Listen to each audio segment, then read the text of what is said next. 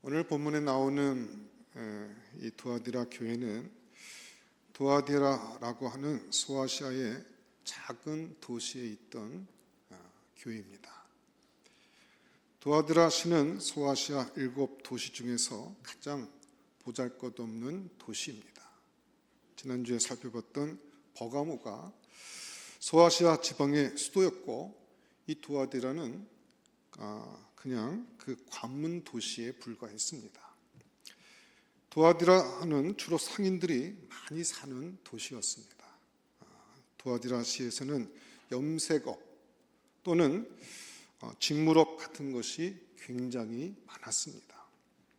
사도행전에 보면 자주장사 루디아라는 여인이 나오는데, 이 여인이 바로 이 루아디아 출신이었습니다. 고대 시대에는 자주색 염료가 굉장히 귀했기 때문에 옷을 자주색에 물들이는 것은 굉장히 귀한 것이었습니다. 이처럼 두아디라시는 오늘날 한국의 대구처럼 직물 산업에 종사하는 분들이 많았고, 상인들이 수많은 조합을 구성하면서 소위 비즈니스를 하는 도시를 이루고 있는 지역이었습니다. 그런데 이 도시에 있던 두아디라 교회는 한 가지 문제가 있다고 주님께서 지적하고 계십니다. 19절부터 23절까지 그 지적을 하시는데, 그 문제를 지적하시면서도 주님은 이 두아디라 교회가 가지고 있던 장점을 먼저 언급해 주시며 인정해 주십니다. 두아디라 교회의 장점이 무엇입니까? 19절 보니까 내 사업가라고 했는데, 이 말은 그 다음에 있는 말을 설명하는 말입니다. 두아디라시의 많은 장사꾼들이 사업을 잘 하는 것처럼 교회도 사업을 잘 했습니다. 그런데 이 사업은 돈 버는 그런 사업이 아니라 영적인 사업이었습니다. 신앙의 사업을 참 잘했는데 그것은 사랑의 사업이었고, 믿음의 사업이었고, 섬김의 사업이었고, 인내의 사업을 내가 잘 했다는 것을 안다고 말씀하시고, 내 나중 행위가 처음 것보다 많도다라고 이 교회를 칭찬해 주셨습니다. 요즘 세상에 나중 행위가 처음 행위보다 더 나은 사람 참 드뭅니다. 요즘 나중 행위가 처음 행위와 일치하지 않아서 실망을 주는 사람들이 참 많이 있습니다. 그래서 이 처음과 나중이 일치만 해도, 일관성 있는 삶의 자세만 가져도 이 시대는 존경받을 수 있는 삶을 살 수 있습니다. 사람이 한결같은 일관성을 갖고 마지막까지 갈 수 있다면 그것은 굉장한 축복이고 은혜인 것입니다. 오늘 본문의 두아디라 교회처럼 나중이 처음보다 훨씬 아름다운 교회, 신앙이 더욱 성숙해지고 이런 좋은 열매가 풍성한 우리 베델교회가 되도록 주께서 함께 하시기를 소원합니다. 두아디라 교회, 주님께 칭찬받는 참 좋은 교회였는데 문제는 있었습니다. 그 문제가 사실은 좋은 교회였음에도 불구하고 아주 심각한 문제였습니다.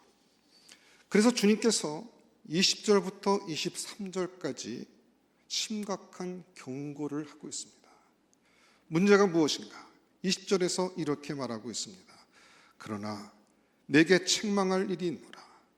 자칭 선지자라 하는 여자 이세벨을 내가 용납함이니. 자, 여기 자칭 선지자라는 이세벨을 용납한 것이 문제라고 합니다. 두아디라 교회의 문제는 자칭 선지자 이세벨의 가르침을 허락하고 공적으로 받아들이는 실수, 이런 실수를 저질렀습니다. 그러면 자칭 선지자 이세벨이 가르쳤던 가르침이 무엇입니까? 그것을 바로 24절에서는 뭐라고 기록하고 있습니까? 소위 사탄의 깊은 것이다 합니다. 자칭 선지자 이세벨의 교훈은 사탄의 깊은 것이다 라고 말씀합니다. 여러분, 선지자라는 것은 때때로 신비한 것을 이야기할 때가 있습니다. 그래서 영적으로 꿰뚫어 본다고 하고, 그리고 하나님의 깊은 계시와 비밀을 받는다고 하면서 성경에 넘어선 어떤 지식을 추구할 때가 있습니다. 이게 신비주의에 나타난 공통된 현상이죠. 그걸 소위 신지식이라고 그러는데, 아주 깊은 어떤 영적인 것을 추구하고, 그리고 그것을 때로는 성경과 동등하거나 성경보다 더 강조하는 경향을 갖습니다. 우리 기독교는 신비를 인정합니다. 그러나 신비주의는 아닙니다. 우리는 말씀의 기초에서 모든 신비들을 성경 말씀에 합당할 때는 인정하지만, 그것이 하나님 성경 말씀에 합당하지 않을 때는 거부할 수 있어야 합니다. 그래서 우리는 신비는 인정하지만 신비주의자는 아니다 라는 입장을 갖게 되는 것입니다. 그런데 이 이세벨은 신비주의자였던 것 같습니다. 그래서 성경을 떠나서 그가 갖고 있는 깊은 영적 통찰력을 교회의 교훈으로, 공식으로 채택하고 가르치고, 그래서 성도들로 하여금 성경에서 벗어나게 하는 그런 요인이 되었습니다. 그런데 그런 깊은 영적 지식이라는 곳에는 항상 사람들이 감당할 수 없는 악한 영의 역사가 있게 마련입니다. 그래서 오늘 주님은 이 이세벨의 교훈은 사탄의 깊은 것이 숨어있는 그런 잘못된 영적 지식이다 라고 교훈하고 계시는 것을 볼 수 있습니다. 그런데 이 자칭 선지자 이세벨의 잘못된 신비적인 지식을 이 두아디라 교회는 분별하지 않고 그냥 허락하고 받아들이는 범죄를 저질렀습니다. 그래서 결과가 어떻게 되었는가? 이 10절에 보게 되면 그가 내 종들을 가르쳐 꿰어 행음하게 하고 우상의 제물을 먹게 하는도다. 주의 종들을, 그리고 주의 백성들을 행음하고 우상의 제물을 먹게 했다는 것입니다. 여러분, 이게 무슨 말씀입니까? 우리가 이 뜻을 좀 알려면 고대 종교의 특성을 좀 우리가 이해할 필요가 있습니다.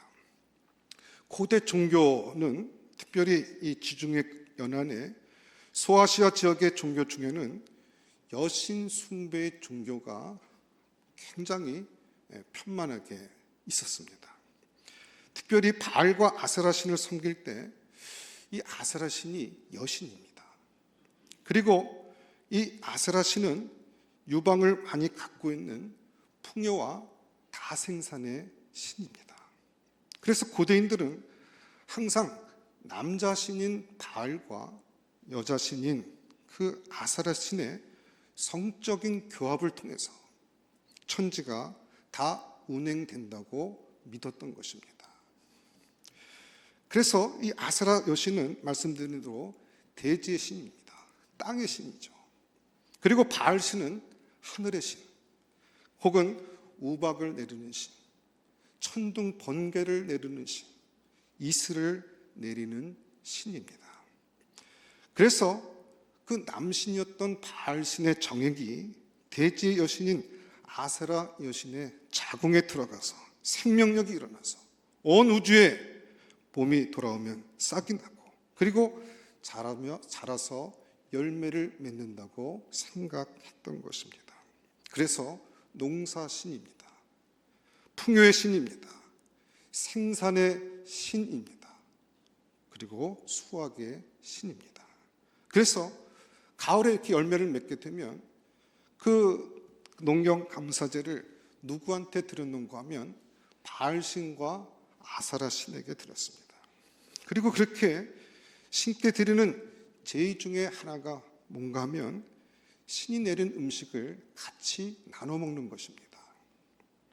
그래서 우상에게 모든 육축이나 모든 소산물을 다 바치고 신이 준 그 축복의 산물을 그 제사에 참석했던 사람들이 다 함께 나눠 먹는 것을 통해서 다 같이 신의 자녀가 되는 것입니다. 그래서 고대 이교도들이 그렇게 제사를 드리고 난 다음에는 그 제물을 함께 나누어 먹었습니다. 우리 한국에서도 제사를 지내고 나서 먹은 음식을 음복이라고 해서 제2식사를 하곤 했습니다. 그러면서 우리는 하나다 이렇게 그런 공동체 의식을 그들이 갖게 되는 것입니다. 그리고 이런 제2식사가 있고 그 다음에 또 뭐가 있는가 하면 이 고대 종교 중에 특징 중에 하나가 그 예배 행위 중에 남신과 여신의 성행위를 그대로 반복합니다. 그리고 그 제2에 참석했던 사람들이 거기에 동참을 합니다. 그래서 고대 제2 종교에는 항상 여자 사제가 있었고 예배 드리러 온 사람이 그 여자 사제와 함께 공공연하게 사람들이 다 보는 앞에서 그와 같은 성행위를 하게 되어 있습니다.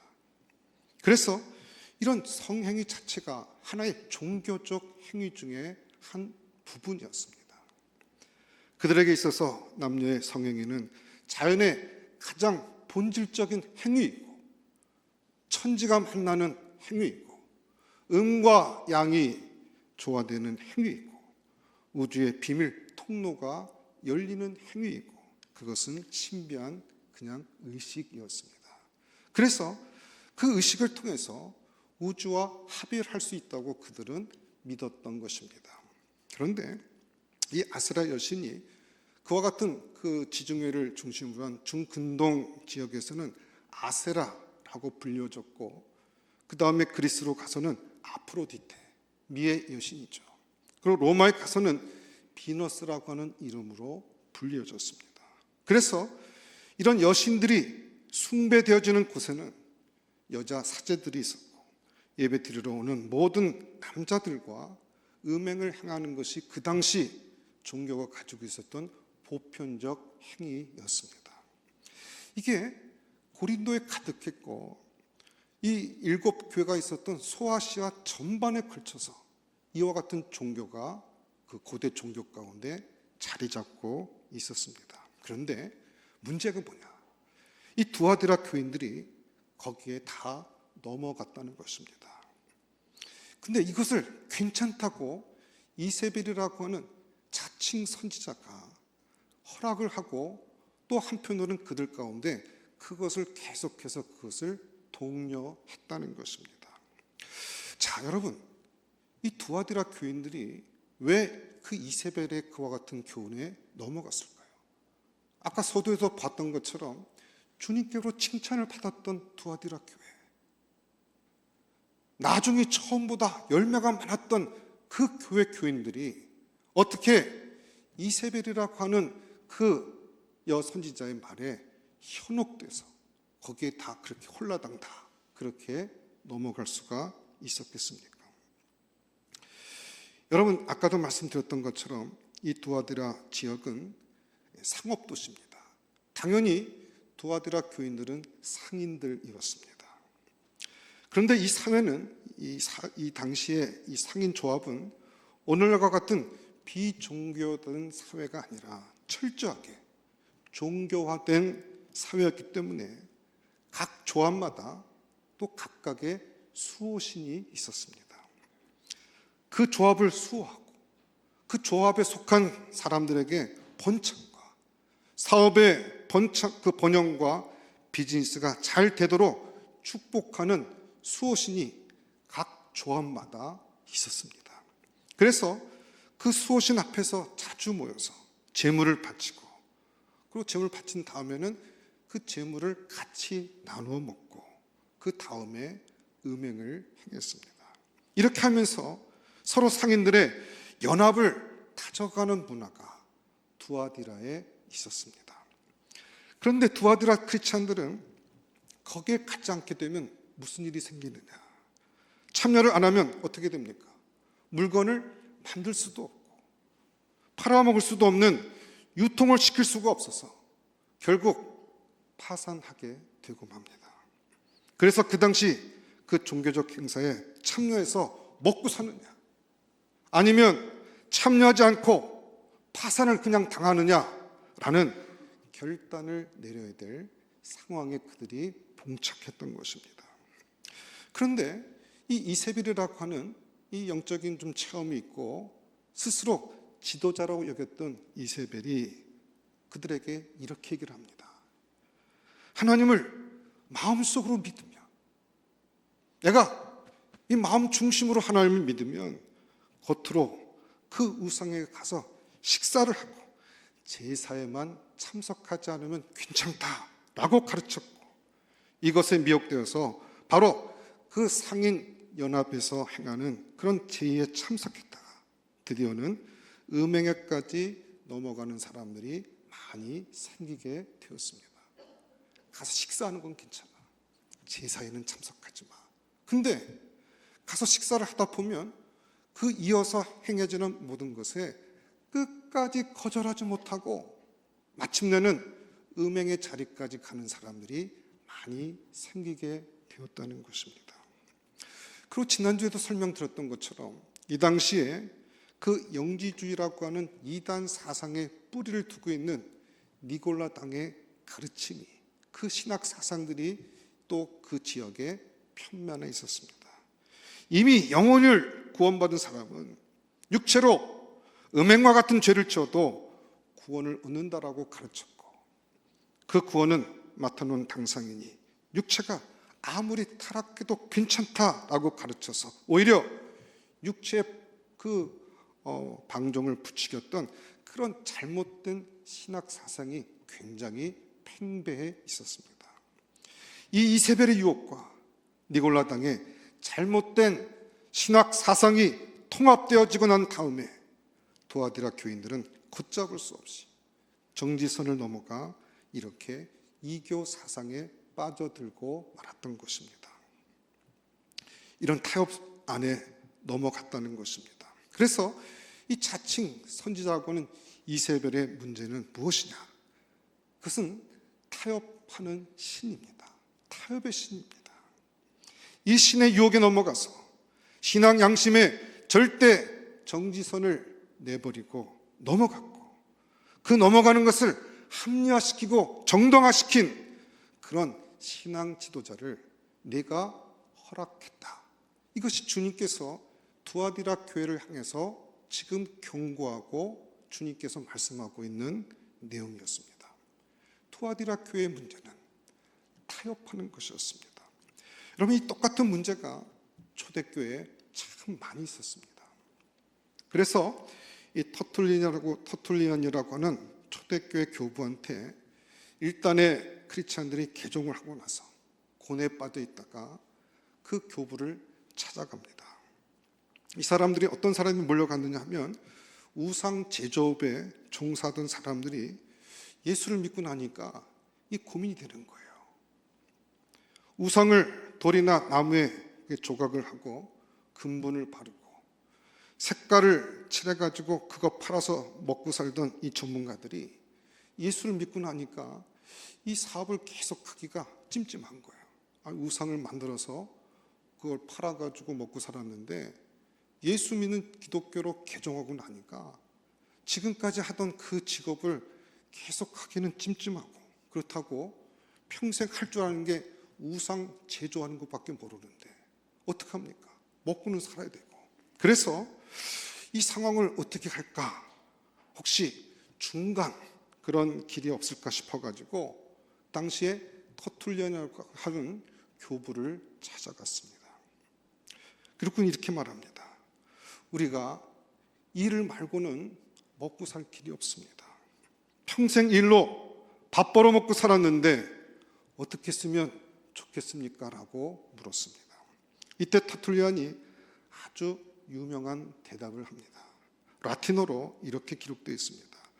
디베레 에고 하베스.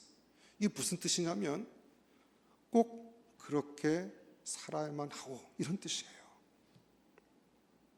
이 말은 먹고 사는 생존의 문제가 모든 죄를 용서받을 수 있는 면죄부가 아니다라는 이야기입니다.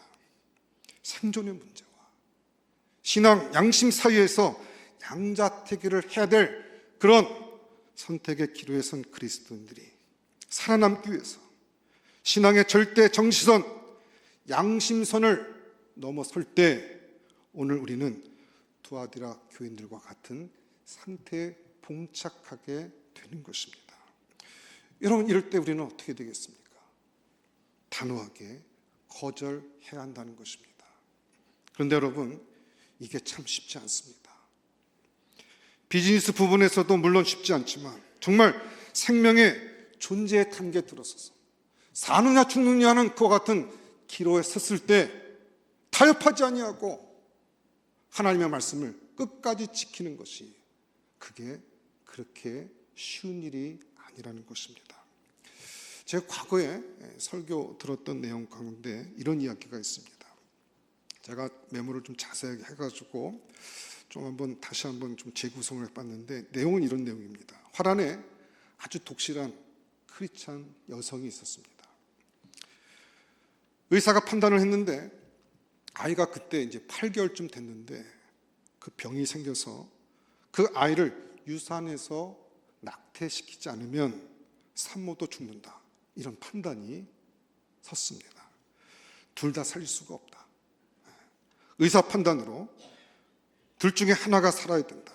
엄마가 죽든지 애가 죽든지 둘 중에 하나다라고 했습니다.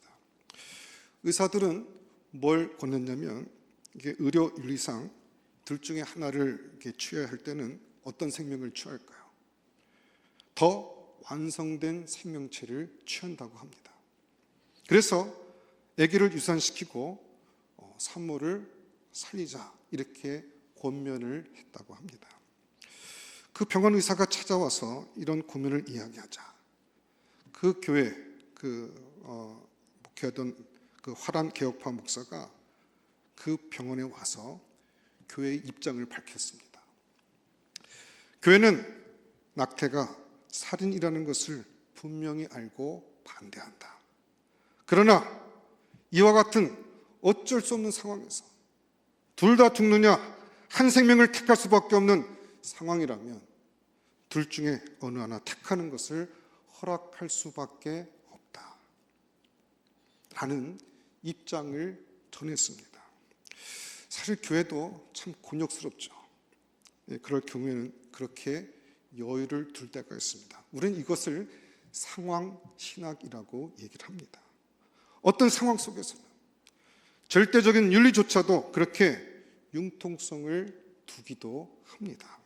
그러면서도 교회는 이렇게 말했습니다. 그러나 그렇게 해서 어느 한 생명을 죽이는 일에서 참여한 의사나 그 당사자나 가족이나 교회조차도 하나님 앞에 분명히 어쩔 수 없는 경우라 할지라도 생명을 끊는 죄악에 참여한 것이므로 회개해야 된다, 이렇게 정돈을 했습니다. 죽이고 회개하자, 이렇게 한 것이죠. 그런데 거기에 이 부인이 놀라운 신앙 고백을 해서 온 교회 안에 충격을 주었다고 합니다. 뭐라고 했냐면, 이 부인이 이 모든 것들을 다 거부했습니다. 그리고 이렇게 말했습니다. 생명을 주시는 분도 하나님이시고 생명을 거두시는 분도 하나님이라고 하지 않았느냐. 예수님 말씀하시기를 공중에 나는 새 한 마리 목숨 떨어지는 것도 다 하나님의 뜻이라고 했다. 만약 하나님께서 이 아이와 나를 둘 다 데려가시는 것이 하나님의 뜻이라면 나는 기꺼이 죽겠다. 둘 중에 내가 죽고 아이가 사는 쪽으로 출산이 된다면 그건 하나님의 뜻이니까 내가 죽겠다. 그리고 아이가 죽고 내가 산다면 그건 하나님의 뜻이니 내가 그렇게 해서 살겠다. 그러나 인위적으로 둘 중에 하나 죽이지는 않겠다. 그리고는 끝까지 수술을 거부했습니다. 여러분, 이게 말하자면 우리의 생존의 문제, 죽고 사는 문제 앞에 우리의 신앙의 어떤 그 절대적 정위선, 그 사이에서 엇갈릴 때 우리 그리스도인들이 택해야 되는 결단 중에 하나입니다. 꼭 그러고 살아야 하는가? 터틀리안의 이 말은 오늘 저와 여러분 마음속에 깊은 울림과 도전을 주고 있습니다. 오늘 얼마나 많은 사람들이 비즈니스에서 자기의 그 양심의 정지선을 넘어가면서 성공하려고 하고 돈을 벌려고 하고 자신의 목적을 성취하려고 하고 있습니까?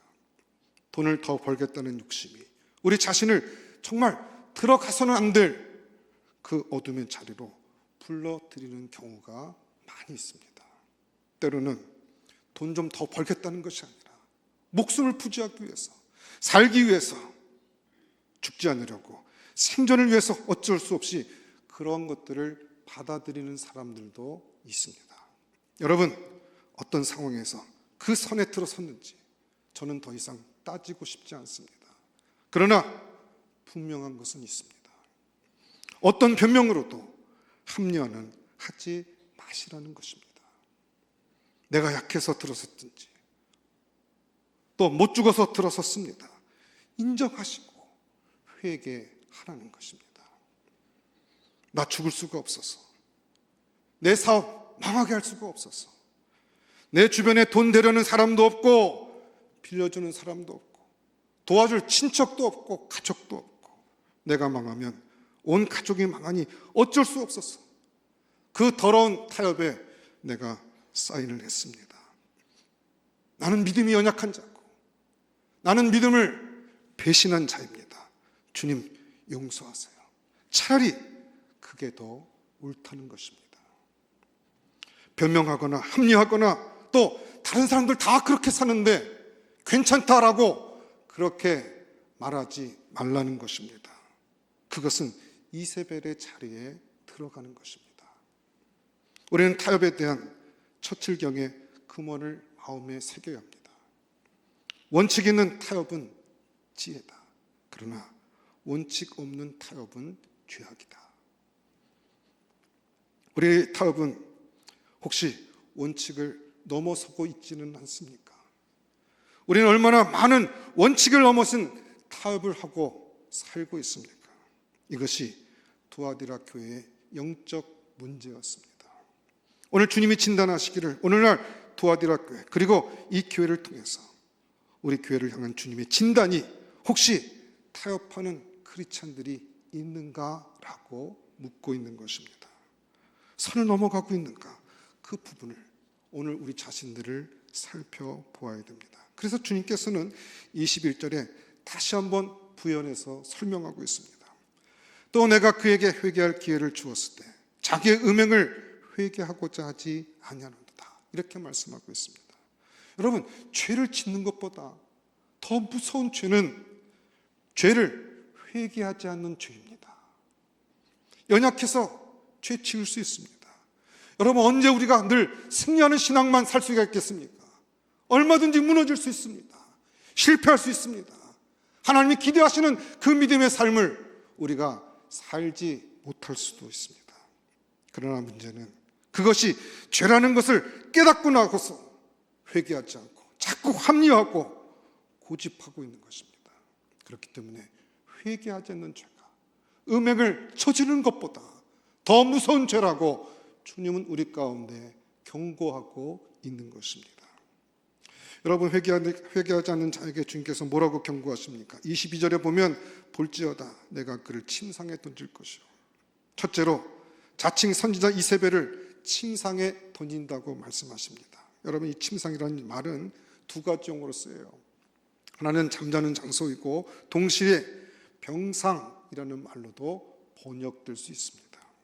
그러니까 잘못된 가르침을 줘서 많은 사람들을 오해하게 만들어서 죄 짓는 자리에 가게 했던 그 이세벨을 하나님께서 침상에 던져버리겠다고 말씀하십니다.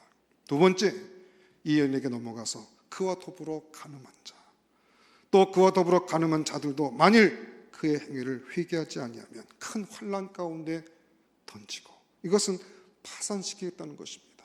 재산 다 날려버리겠다는 것이죠. 세 번째는 더 무섭습니다. 23절, 또 내가 사망으로 그의 자녀를 죽이리니. 자녀들에게도 엄청난 환난이 옵니다. 회개치 않은 죄에 대해서, 음행을 저지른 죄보다 더 무서운 죄가 회개하지 않는 죄라고 말씀하시면서 그 죄를 회개할 것을 말씀하고 있습니다. 회개하지 않는 자에게 질병을 주겠고, 회개하는 자의 사업은 내가 파산시키겠고, 그의 자녀들의 앞길을 망치겠다고 주님께서 경고하고 있습니다. 그런데 24절에 보면 이처럼 주님께서 말씀하신 후에 타협을 거절한 사람들을 격려하시는 것을 볼 수 있습니다. 타협한 사람들에 대해서는 철저한 심판을 말씀하시지만, 타협을 거절한 사람들에게는 주님의 따뜻한 격려가 있는 것을 봅니다. 24절에 보면 두아디라에 남아있어 이 교훈을 받지 아니하고 소위 사탄의 깊은 것을 알지 못하는 너희에게 말하노니. 여러분, 신앙의 순결을 지킨 사람들이 있습니다. 이 사람들은 어떤 사람들입니까? 사업 못해도 좋다, 못 벌어먹어도 좋다, 이겁니다. 가난해도 좋다는 거예요. 예수를 그리스도로 믿고 그 주님을 믿기 때문에 오해를 받기도 하고 손해를 받기도 하고, 다른 사람에게 참으로 멸시받는 그와 같은 삶을 산다 할지라도, 아니 내 목숨이 위태한 그와 같은 순간이 된다 할지라도 마지막 순간까지 타협하지 아니하고 하나님 말씀을 지킨 그들에게 주님께서 축복하시겠다고 말씀하십니다. 첫 번째, 이들에게 준 축복이 있습니다. 다른 짐으로 너희에게 지을 것이 없노라. 무슨 얘기입니까? 너희를 자유케 하겠다는 거예요. 그 어떤 짐으로부터 너희를 해방시키겠다. 여러분, 거절할 때 자유가 온다는 것을 오늘 말씀 가운데 우리는 보아야 합니다. 우리가 양심의 거절을 못할 때 육신은 편할지 모릅니다. 이 땅에서 잘 먹고 잘 살고 출세할지는 모릅니다. 그러나 그 결과로 영혼은 무섭게 고뇌하게 되는 것입니다. 영혼에 얽혀진 짐이 너무 많습니다. 그래서 결국은 신음 가운데 죽게 된다는 것입니다. 두 번째, 주님이 25절, 다만 너희에게 있는 것을 내가 올 때까지 굳게 잡으라.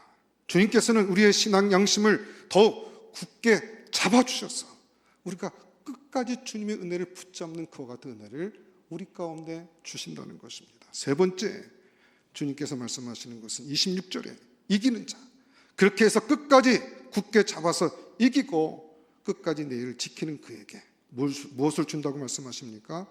만국을 다스리는 권세를 주신다고 했습니다. 세상을 이기는 권세를 주신다는 것입니다. 우리는 이 시간, 우리는 두 사람 중에 한 사람으로 서 있습니다. 한 사람은 회개해야 될 사람, 과거에 이세벨의 꾀에 넘어가서 혹은 그 문화와 풍조에 휩쓸려서 신앙의 절대 정지선을 넘어간 사람들, 또 한 사람은 그것을 거절하고 지금까지 살아있는 사람들, 그런 분들은 더 그 믿음을 굳세게 잡고 승리하는 삶을 사셔야 합니다. 주님의 그 은혜를 누리시고 승리 가운데 사십시오. 그러나 회개해야 될 사람들은 회개해야 됩니다.